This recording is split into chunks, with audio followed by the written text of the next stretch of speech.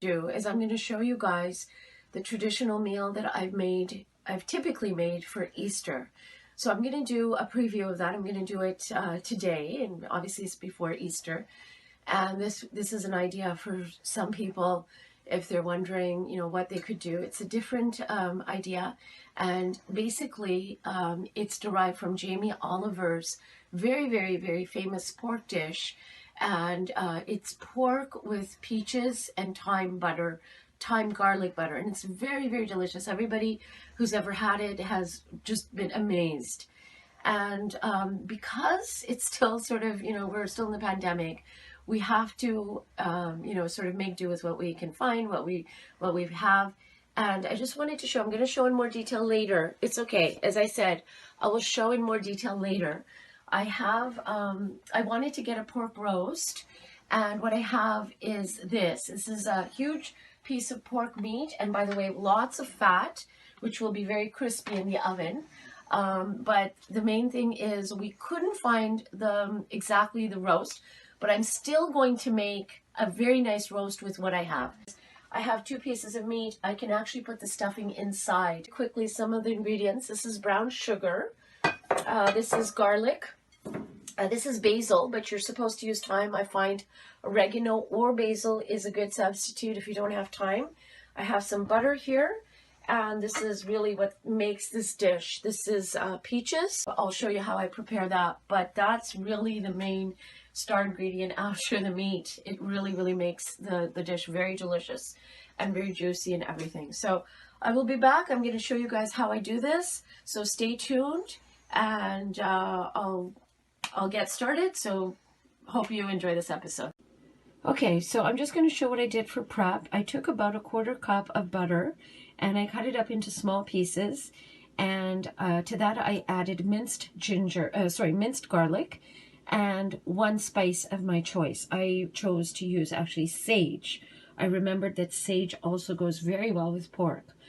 What I would recommend for this recipe is because you want only one of the herbs to go through and give it the dominant flavor.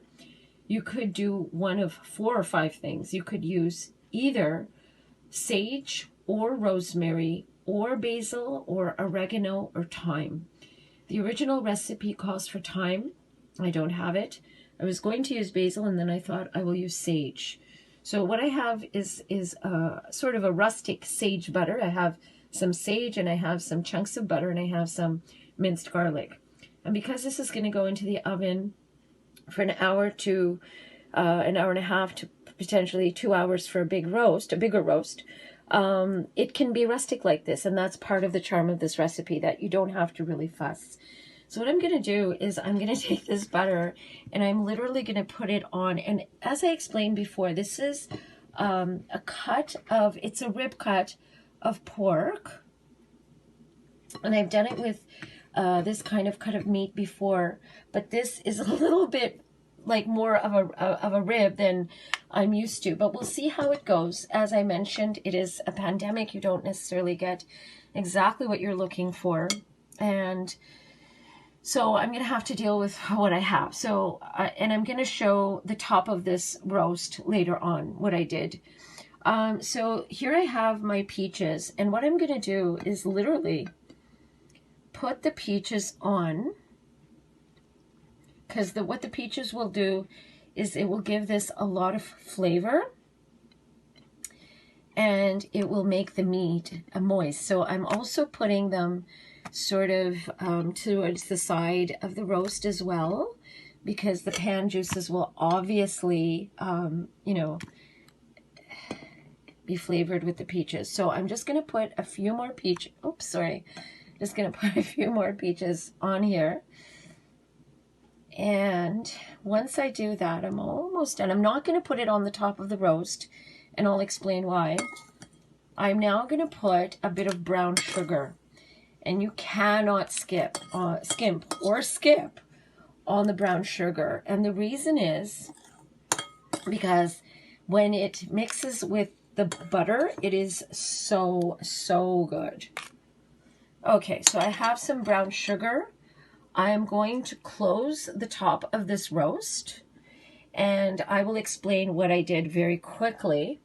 I made sure that the top is as dry as possible, and I took a knife and I scored. I don't have a lot of fat. I would have preferred more fat, but I've scored it and I've kept it as dry as possible.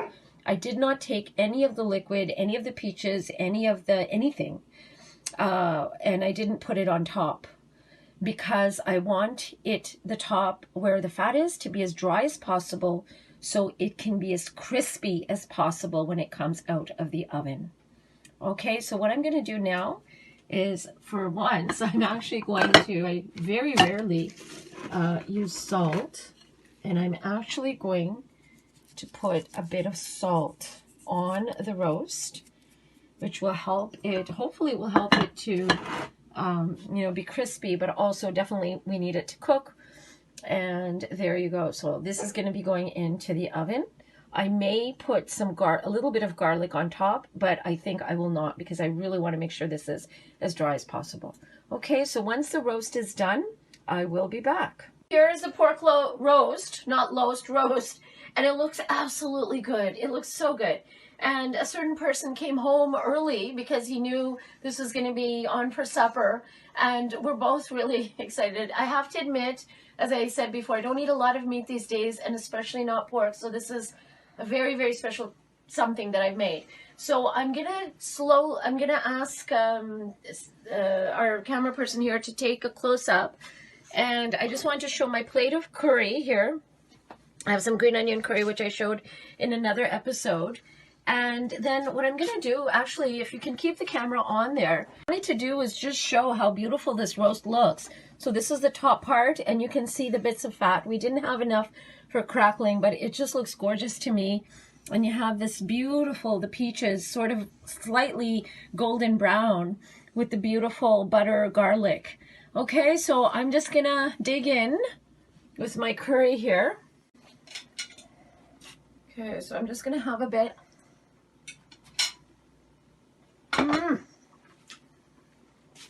So good. It is really, really good. And I'm not used to eating salt. So, my God, I don't even know what to say. So, I don't know whether or not you will do this for Easter.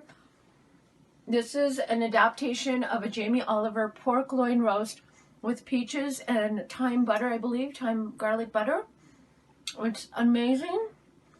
And if you're going to be eating pork roast or pork chops, I would definitely encourage you to give this a try. It's a lot of flavor.